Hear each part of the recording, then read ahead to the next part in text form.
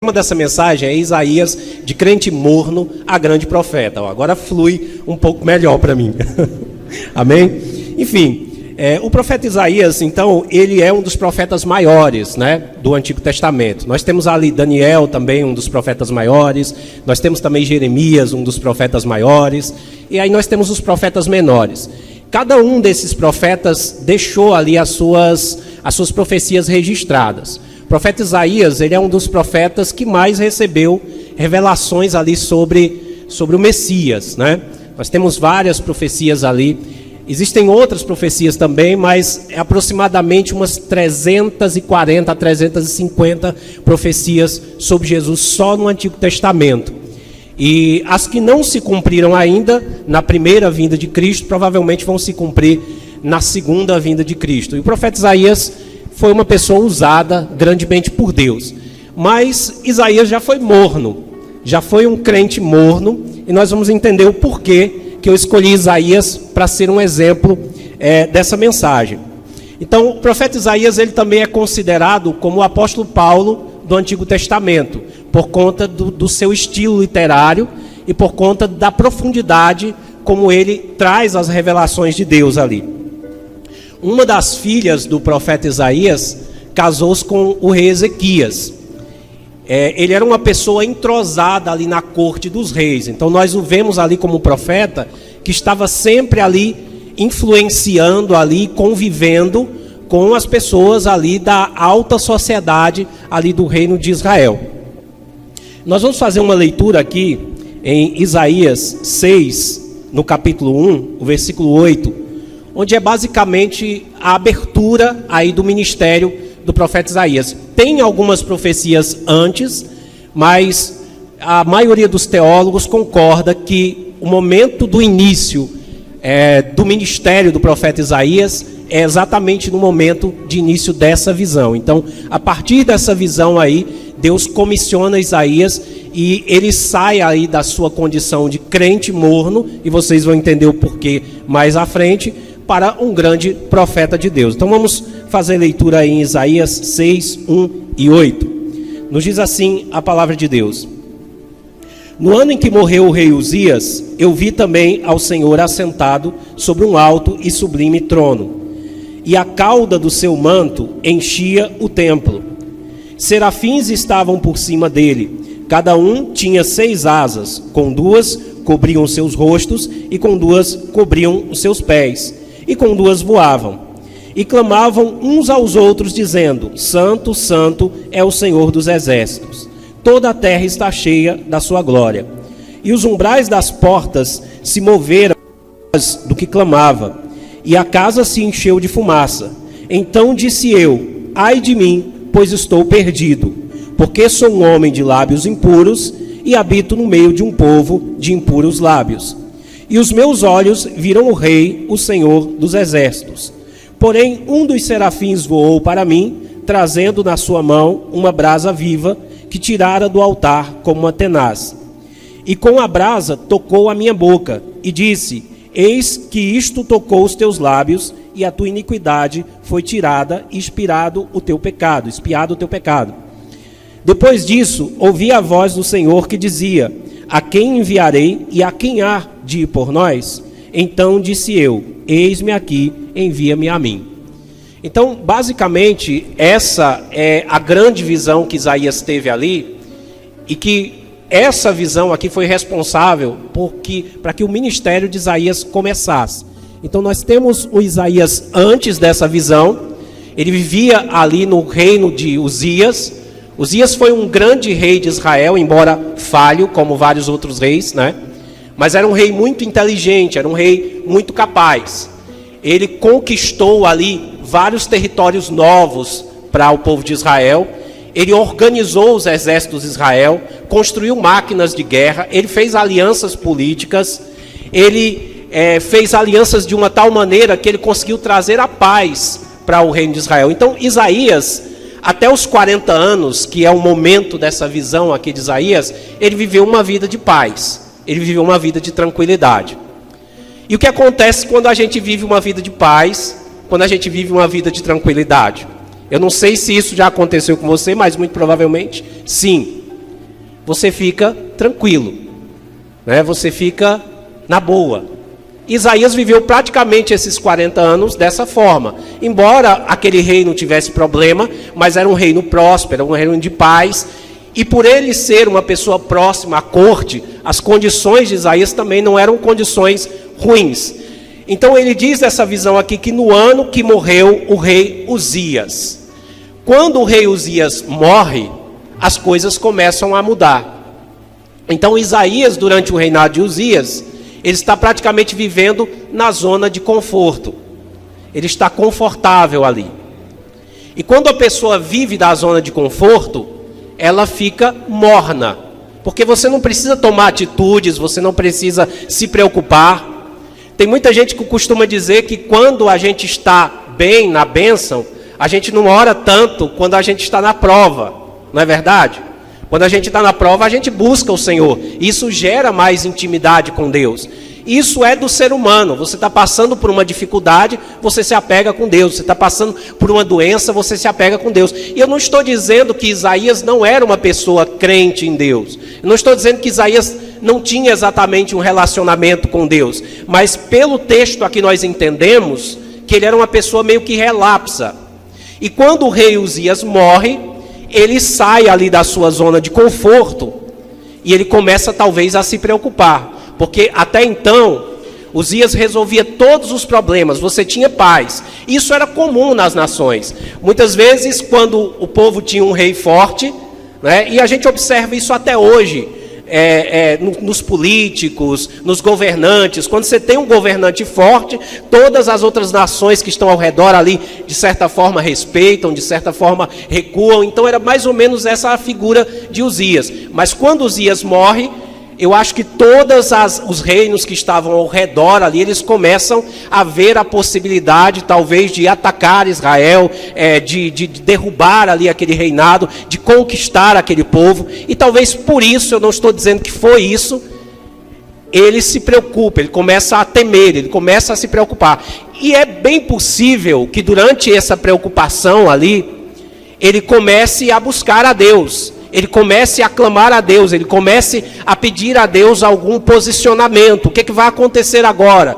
O nosso rei morreu, porque foi no ano em que o rei Uzias morreu. Não quer dizer que foi no mesmo dia. Então é bem possível que ele tenha entrado ali em uma campanha de oração, em um propósito, esteja buscando a Deus. E o que acontece ali é que naquele ano ele tem essa grande visão de Deus. E o que eu acho interessante, irmãos, é que essa questão da zona de conforto, ela é um problema na vida de todo mundo. Talvez, eu tenho certeza, todos nós somos assim, como o pastor Lucas já pregou aqui, né? Por que nós queremos conquistar poder financeiro, poder aquisitivo? Porque o poder aquisitivo nos dá conforto. Por que nós queremos nos formar em uma boa faculdade? Porque o formar-se em uma boa faculdade provavelmente vai lhe trazer conforto. Por que você quer construir uma casa? Porque você quer adornar a sua casa para que você tenha conforto. Você não quer que chova em cima de você, você não quer passar frio. Então eu acho que é da natureza do ser humano buscar o conforto. Só que existe um limite entre essa zona de conforto para ela ser benéfica ou maléfica. Existe um ponto qual Deus ele precisa nos tirar dessa zona de conforto até para poder fazer alguma coisa na nossa vida. E é exatamente isso que está acontecendo com o profeta Isaías nesse momento. Com a morte de Uzias, o profeta Isaías ele é retirado aí da sua zona de conforto. Tem um livro que eu li há algum tempo atrás, que o título dele era Deus não age, Deus reage. Talvez você já tenha ouvido falar desse livro. Ele fala exatamente que Deus, ele mais reage a você do que ele age na sua vida. É claro que existe a vontade permissiva de Deus, existe a vontade soberana de Deus que controla todas as coisas que estão acontecendo ao nosso redor e na nossa vida, mas muitas ações de Deus na nossa vida vêm mais da reação de Deus àquilo que você pede, àquilo que você busca, do que mesmo uma ação direta de Deus na sua vida. E eu acredito que a obra de Deus na nossa vida funcione realmente dessa forma. Se você ficar estático, se você ficar parado, poucas coisas de Deus podem acontecer na sua vida. Embora tudo que você viva hoje é um milagre. Todos nós aqui estamos vivendo um milagre hoje aqui. Por exemplo, eu estou sentindo o solar dos meus sapatos, eu estou sentindo a saliva na minha boca, a minha mente está processando pensamentos para que a minha boca venha a transformar esses pensamentos em palavra. Nós estamos respirando o ar aqui, várias funções fisiológicas acontecem em nosso corpo, então nós vivemos milagres. Nós estamos vivendo em um ambiente em que a temperatura externa está ajustada. Está bem quente, podia esfriar um pouquinho, mas o equilíbrio ele está propenso para que exista vida, para que nós possamos viver. Então tudo é milagre. O simples fato de você acordar de manhã, ele é um milagre. Então Deus não deixa de agir nas nossas vidas. Mas existem coisas específicas que Deus age a partir do momento que você busca. Veja o caso, aquele que pede, recebe. Aquele que bate, se abre. Aquele que busca, encontra. Não é assim? Quando Deus falou ali com Moisés, né, ele mandou ele tocar com o cajado ali na água. Então qual era a ação humana ali? Era a ação de tocar com o cajado, depois viria a reação de Deus. E na zona de conforto, você não tem isso. Você tem muito pouco disso. Então Isaías se encontrava ali na zona de conforto. E a zona de conforto era um problema. Então existem momentos na sua vida em que o conforto vai lhe fazer mais mal do que bem. E até algo interessante para a gente falar aqui no início dessa mensagem, se pergunte se você não está confortável demais. Porque muitas vezes nós nos enganamos e não queremos fazer a vontade de Deus por vários motivos na nossa vida. Eu não vou fazer a vontade de Deus agora porque eu ainda não me casei. Eu não vou fazer a vontade de Deus agora porque ainda não tive meus filhos. Eu não vou fazer a vontade de Deus agora porque eu não estou em condições financeiras para isso. Eu não vou fazer a vontade de Deus porque eu tenho alguma enfermidade, porque eu tenho algum problema. E a gente vai se rodeando de desculpas na nossa vida e nós vamos nos conformando e ficando confortáveis. E por conta desse conforto excessivo na nossa vida, a gente fica morno. Então por isso que o profeta era um profeta morno naquele momento. Então o que Deus fez ali? Tirou da zona de conforto. Então a primeira coisa que Deus vai fazer com você é te tirar da zona de conforto.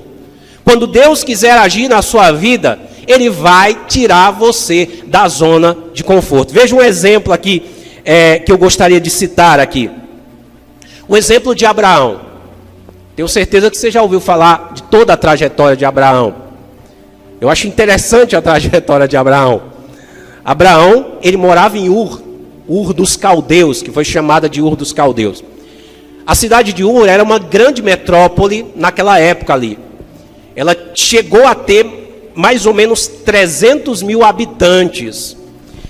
Depois ela regrediu para 60 mil habitantes.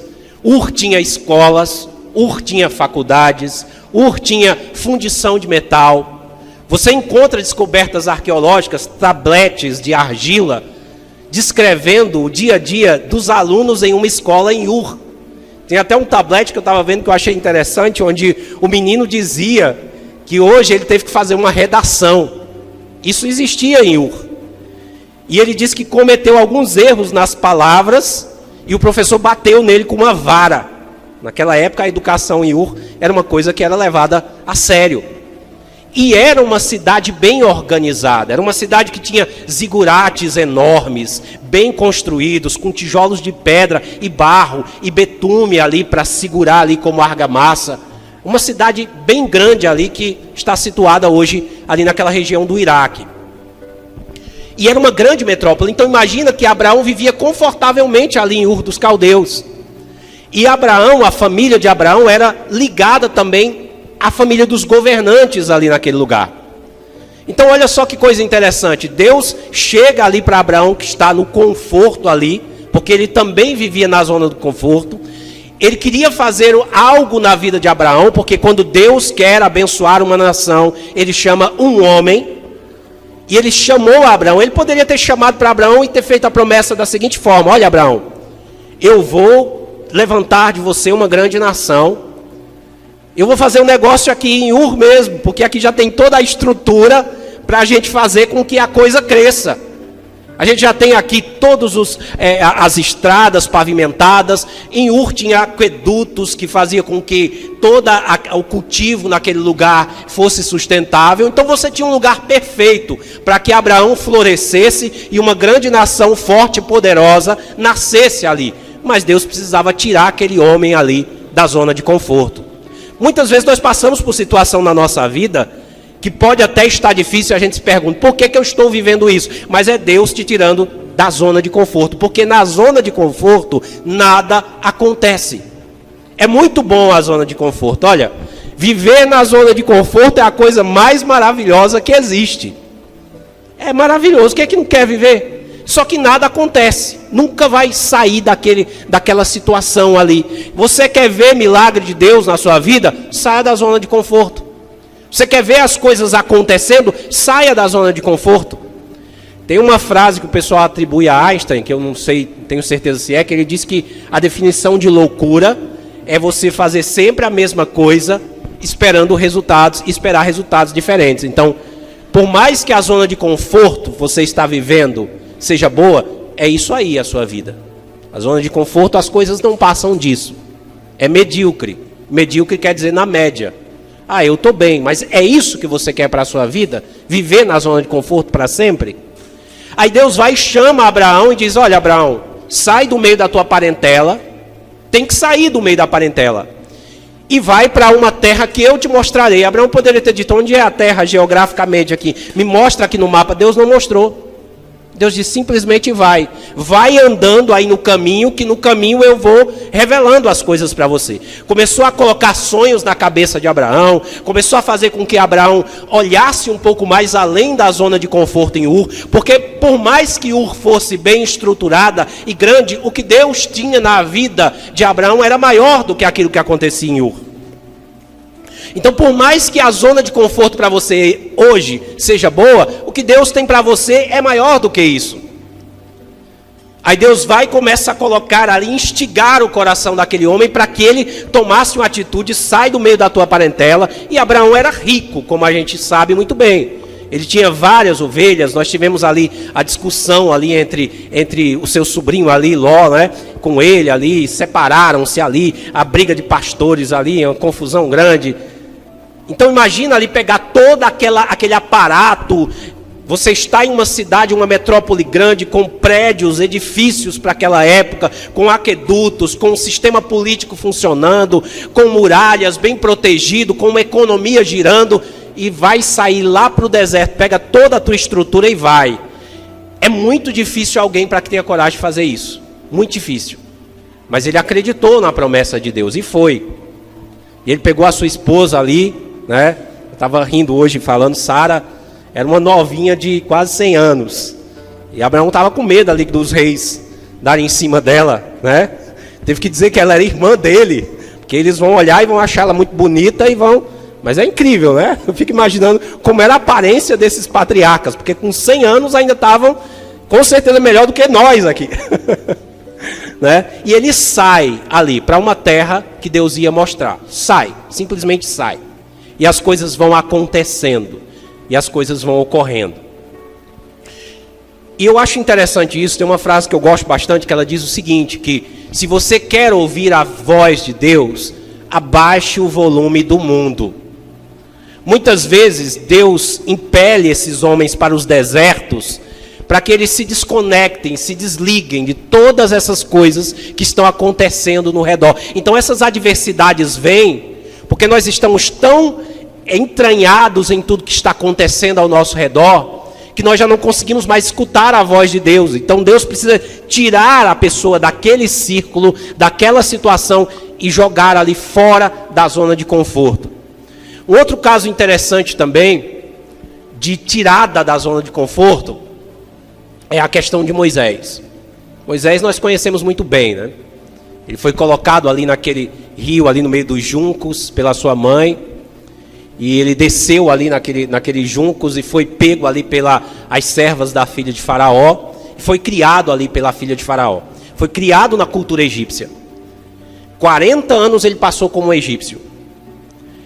ali é um caso também que Deus poderia simplesmente pegar e dizer, olha, eu quero libertar o povo de Israel que está escravo, os hebreus aqui, eu quero libertar. Ele poderia simplesmente ter elevado ali Moisés a Faraó. Porque existem casos na história do próprio Egito em que outros povos, como Ixos, por exemplo, tomaram ali o poder e se tornaram faraós. Deus tinha toda a estrutura para fazer as coisas daquela forma. Ele já tinha a educação necessária, ele estudou, ele cresceu como um egípcio, na família real, ele conhecia os sacerdotes, o faraó daquela época, ele conhecia tudo ali. Ele tinha ele era dotado ali em matemática, em astronomia. Os egípcios eram povos muito inteligentes, né? Você tem baterias ali elétricas feitas por egípcios. Você tem descobertas ali que são incríveis. Ainda hoje você não consegue montar pirâmides como eles montavam. Você não consegue cortar blocos da forma como eles cortavam. A tinta que era usada para pintar ali, os hieróglifos ali, elas têm milhares de anos. Se a gente tivesse a fórmula dessa tinta, a gente ficava rico. Ainda está lá, tem parede que ainda está bonitinha, não precisa dar nem segunda mão. Eram povos inteligentes. E Moisés cresceu ali 40 anos da sua vida dentro daquele contexto. Então ele tinha a mente de um egípcio. Ele estava na zona de conforto. Deus não podia usar um homem na zona de conforto. Deus tinha que tirá-lo da zona de conforto. Em um dado momento ele vai visitar ali os seus irmãos, vê ali um egípcio abusando ali de um judeu, batendo num judeu ali, de um hebreu, e ele vai e entra ali na briga e ele acaba matando ali o egípcio, e por conta daquilo ele tem que fugir para o deserto de Midian. 40 anos da vida dele ficam para trás e ele vai passar 40 anos no deserto. 40 anos fora da zona de conforto para compensar todo aquele conforto onde ele aprendeu, onde ele recebeu aquela instrução, aquela capacidade ali. Porque, irmãos, quando Deus tem um plano na nossa vida também, Ele precisa mudar a nossa mente, Ele precisa nos construir. Muitas vezes Ele precisa nos desconstruir, uma palavra muito feia para a gente usar, mas é uma realidade. Ele desconstruiu aquilo que Moisés tinha aprendido. Moisés tinha um interesse naquele momento, tanto é que ele se indignou, ele lutou com o egípcio ali para livrar o hebreu. Só que não era aquela pessoa que Deus queria para libertar o povo. Ele poderia ter simplesmente feito as coisas ali, seria até mais fácil do ponto de vista humano, para que ele libertasse o povo de Israel ali. Mas Deus não queria aquilo, então ele leva Moisés para o deserto de Midian. Lá ele passa por todo um processo, vira pastor de ovelhas, conhece o seu sogro Jetro, casa-se ali naquele deserto, passa longos e longos dias, longas e longas tardes, longas e longas noites, calado ali com as suas ovelhinhas. Tanto é que quando Deus aparece 40 anos depois para Moisés, como uma árvore que pegava fogo, uma sarça, mas a árvore nunca se consumia. E ele vai ver aquilo ali, vai falar com ele. Deus fala com ele que ele é escolhido e chamado para tirar aquele povo da escravidão no Egito. Qual é o primeiro argumento que Moisés usa? Eu não sei falar. Eu sou pesado de língua. Isso é porque aquela personalidade antes eloquente, ela foi transformada por Deus. Ela foi tratada por Deus. Novinho ainda, né? 80 anos. 80 anos ali, estava começando ali o ministério na vida dele.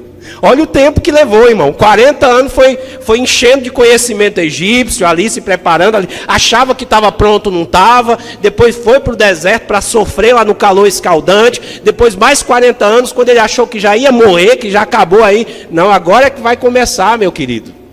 Agora é que você vai começar a ser usado. Aí um outro ponto de vista também que nós achamos que nós já fizemos demais, ou que nós já estamos velhos, ou que Deus não tem novidade na nossa vida, porque nós já conhecemos. Sempre há mais de Deus para conhecer. Deus é muito mais profundo do que aquilo que nós vimos até hoje.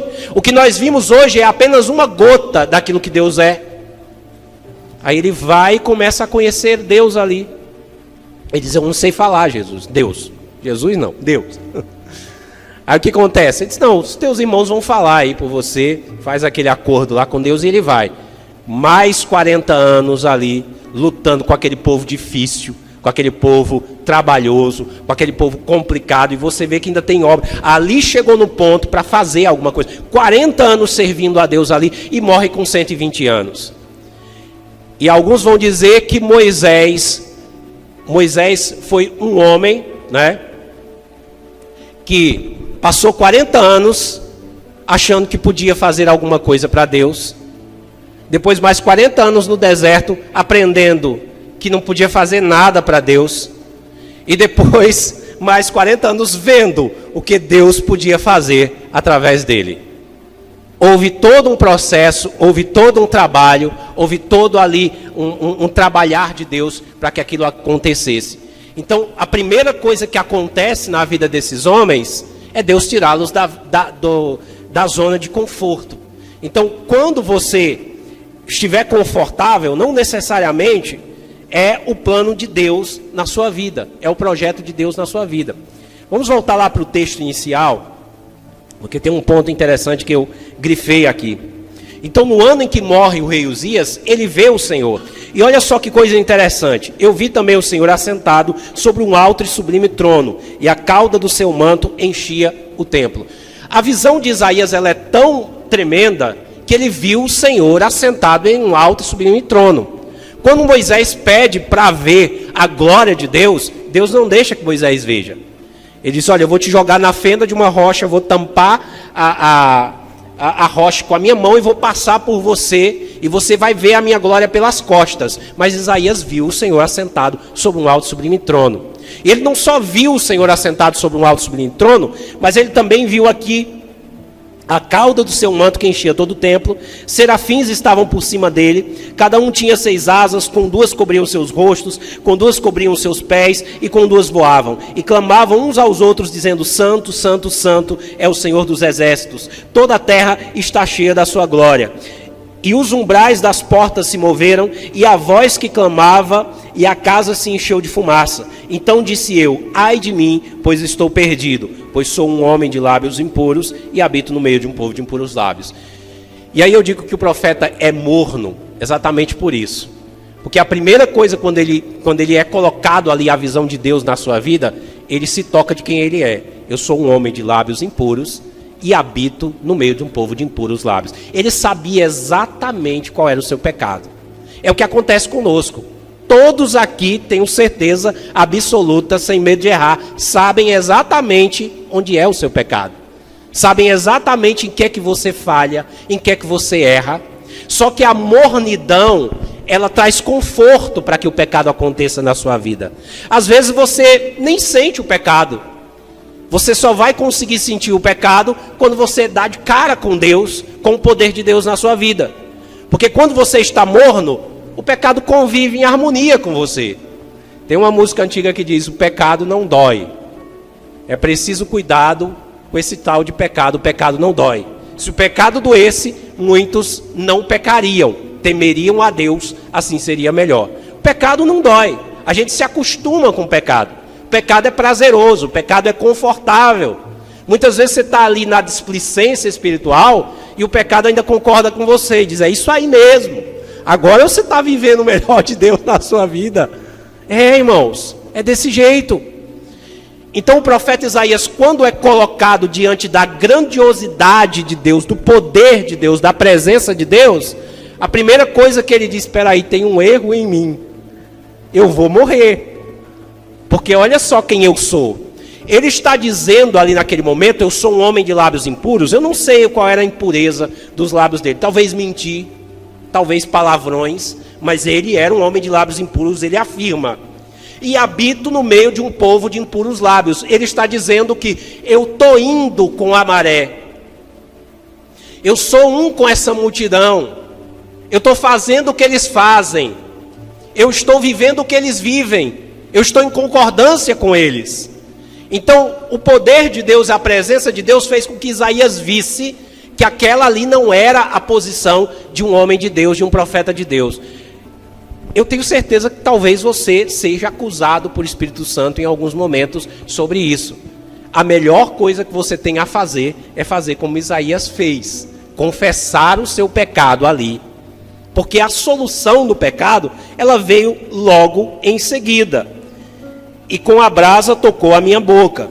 Porém um dos serafins voou para mim, trazendo na sua mão uma brasa viva, que tirara do altar com uma tenaz, e com a brasa tocou a minha boca, e disse: eis que isso tocou os teus lábios, e a tua iniquidade foi tirada, e expiado o teu pecado. Foi tão fácil, não foi aqui? Fácil. Ele só precisou reconhecer. Muitas vezes também o nosso principal empecilho para sermos usados por Deus é um pecado que é uma barreira muito grande na nossa vida ali. Eu tenho essa dificuldade, eu não posso por causa disso. Eu não vou conseguir, Senhor, por causa disso. Mas foi fácil. Para Jesus foi difícil. O sangue de Jesus ali, no caso que nos purifica de todo o pecado, foi todo aquele sacrifício tremendo que mas para nós foi dado de graça.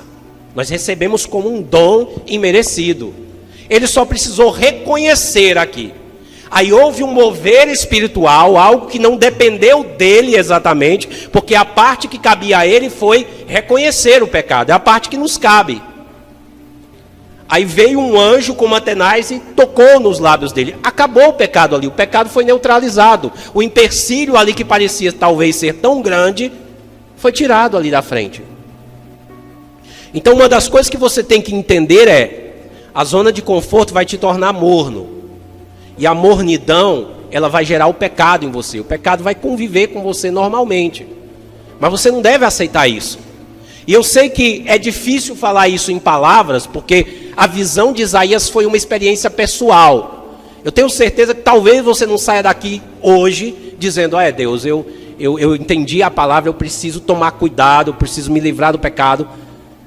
Mas você precisa começar, talvez isso não afete você da maneira que deveria afetar.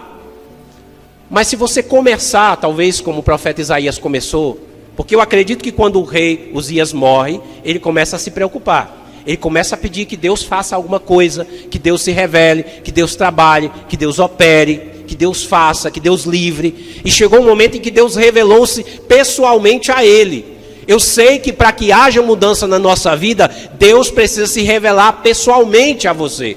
Pessoalmente. Existe uma ideia de que o que importa, que vai fazer diferença na nossa vida, é servir a Deus ou não servir a Deus, é pregar a palavra, é não pregar a palavra. Mas o que vai fazer diferença no final de tudo é se você o conheceu e se você o ama. Você o conheceu?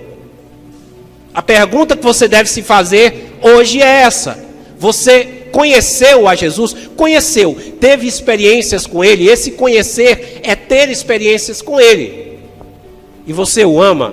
Porque são duas coisas distintas, né? Você pode conhecer e não amar. Você pode amar e não conhecer. Você precisa ter os dois, porque isso vai fazer diferença. No final, lá no final, muita gente vai ser jogada de lado, porque mesmo tendo conhecido, não o amou. E outros que o amaram, mas não o conheceram, não tiveram obediência, não andaram nos caminhos deles, esses vão ser jogados de lado também. Então, irmãos, para fechar aqui, essa questão da zona de conforto, ela é um grande problema na nossa vida. Na zona de conforto, nada acontece, como eu falei anteriormente. Tem uma coisa que eu estava lendo recentemente. Eu estava estudando ali alguns escritos de Flávio José, e eu achei alguns escritos assim bem interessantes. Flávio José e outros escritores também. Muitas vezes nós queremos ver milagres de Deus na nossa vida, né? Nós queremos que Deus faça coisas sobrenaturais na nossa vida. Quando eu era jovem na fé, eu me perguntava sempre: por que não acontece na minha vida como aconteceu na vida de Paulo, Pedro e João? Eu acho que todo novo convertido já se perguntou isso. Eu quero ver isso aí. Eu vi muitas coisas grandes, tão grandes quanto. Para mim, pessoalmente, coisas diferentes também, sobrenaturais. Eu tenho certeza que os irmãos aqui viram também. Mas existem homens que foram fantásticos ali, que as experiências que eles tiveram com Deus foram incríveis. Esses milagres aconteceram. Mas eu quero dizer uma coisa para você: todos esses que viveram esses grandes milagres, eles viveram fora da zona de conforto. Não existe um que tenha vivido de forma extremamente confortável para ver o poder de Deus e a presença de Deus. E não é que Deus seja inimigo da zona de conforto, não. É porque nós estamos vivendo em um mundo onde a batalha espiritual ela acontece a cada dia, a todo momento. Você não vai passar por essa vida sem ser atacado pelo seu inimigo, pelo nosso inimigo, o diabo. Não vai. Você não vai passar por essa vida sem precisar tomar um posicionamento espiritual de luta e de combate. E esse posicionamento é sair da zona de conforto. E cada um aqui tem que tomar um posicionamento da maneira que aprendeu de Deus. Se você ora pouco, mais ore. Se você jejua, jejue. Se nunca jejuou, comece a jejuar. Se não leu a Bíblia, comece a ler. Vá fazendo no seu tempo, mas vá saindo da sua zona de conforto, porque os milagres vão acontecer fora da zona de conforto. E eu estava lendo o Flávio Josefo esses dias e eu vi um testemunho interessante para a gente fechar essa mensagem aqui sobre milagres. Deus, Ele controla tudo que acontece ao nosso redor, com certeza. Ele controla a história, Ele influencia a história, Ele reage a muitas coisas que nós buscamos e pedimos. E eu estava lendo uma referência de Josefo que eu achei interessante, que ocorreu ali nos 400 anos de silêncio, no período intertestamentário ali, quando teoricamente Deus não falou, né? Eu não acredito que Deus não fale, mas eu acredito que Deus falou, né? Mas não existem registros ali de profecias, de profetas. E naquele período ali, nós tivemos a ascensão de Alexandre o Grande. Alexandre o Grande começou ali, crescendo, conquistando nações, foi um grego. Com 23 anos ele já tinha conquistado praticamente todo o mundo antigo ali. Quando ele era jovem, eu acho que com 17 anos, ele teve um sonho, segundo a narrativa de Josefo, onde um homem aparecia todo paramentado e falava para ele conquistar as nações. Quando a gente estuda a escatologia, quando a gente estuda a história da igreja, quando a gente estuda a história dos hebreus e vários outros contextos ali, de Babilônia, dos próprios caldeus, né, dos sumérios, a gente vê que existe uma ação de Deus conectada que parece que vai controlando toda a história. E ali, mais ou menos nesses 400 anos, houve o advento de Cristo. Foi quando todas as coisas elas começaram a convergir para que o Messias viesse. Então você teve ali Alexandre conquistando as nações, depois os romanos conquistaram os gregos, as estradas foram construídas, foram pavimentadas, o mundo antigo ali começou a falar uma língua só. Então você tinha uma língua universal naquela época, você tinha ali toda uma tecnologia que foi totalmente organizada, para que depois os pregadores do Evangelho pudessem pregar em sinagogas, em Roma, em vários outros lugares. Então, houve essa convergência. E Alexandre foi uma das pessoas, teoricamente, segundo a ideia que nos é passada por Josefo, que foi chamada ali para fazer alguma coisa, para unir essas nações. E ele vai conquistando. E quando ele está lutando ali contra um dos seus últimos adversários, que era o rei Dário III, ele manda uma mensagem para Jerusalém. Ele manda uma mensagem para Jerusalém, para o sacerdote Jedua, que era o sacerdote naquela época. E ele pede para que o sacerdote Jedua mande suprimentos para ele, para que ele pudesse conquistar ali o rei Dário, para que ele pudesse vencer o rei Dário III. Só que o povo de Israel tinha um acordo com Dário III, e o sacerdote se recusa e manda a mensagem dizendo que não vai enviar ali recursos. E ele se revolta de uma tal maneira que ele diz: pois agora eu não vou mais atacar o rei Dário, eu vou sitiar Jerusalém e eu vou destruir Jerusalém. E ele manda essa mensagem de volta. E quem já estudou sobre Alexandre o Grande vê que ele é inteligente. Muitas das nações que ele conquistou sem luta. Ele mandava fazer murais grandes e mandava colocar lá nas cidades, onde mostrava ele derrotando os reis ali, onde ele fazia uma propaganda, e muitas vezes as cidades se rendiam sem que houvesse batalha, porque as pessoas se assustavam tanto. Ele mandava arautos para aquelas cidades para ameaçar e dizer o que ia acontecer, como ia acontecer. E por conta disso, as nações que ele conquistava foram se juntando a ele, foram engrossando os seus exércitos, e quando ele chega no ápice ali para conquistar o rei Dário III ali, o que acontece é que ele já tem reunido vários inimigos do povo de Israel. ele já tem samaritanos, ele já tem um monte de gente ali. E quando o sacerdote Jedua, ele diz que não vai mandar os recursos, e Alexandre diz, pois nós vamos destruir Israel, a animação foi tremenda. Todos aqueles povos que foram derrotados agora estavam prontos para destruir aquele povo. E eles se juntam ali e vão.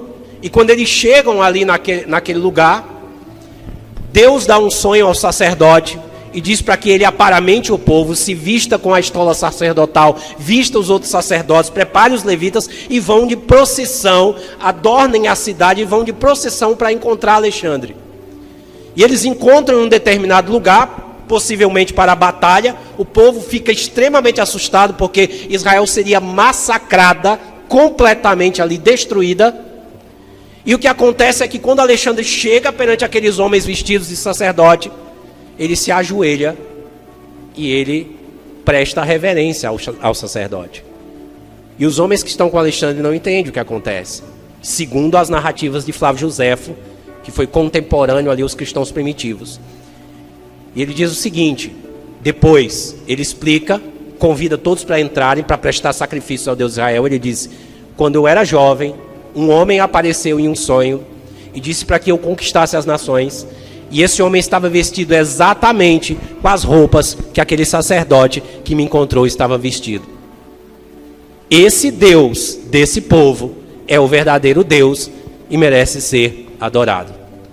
E a partir daí, ele não destruiu mais a cidade e ele fez aliança com Israel, segundo as narrativas de Flávio Josefo. Então, milagres em situações difíceis, em situação em que o povo seria massacrado. E nós vemos em períodos da história, como por exemplo a Guerra dos 6 Dias, lá por volta dos anos 1960, onde Israel venceu 3 nações, a nação do Egito, a nação da Jordânia e uma outra nação.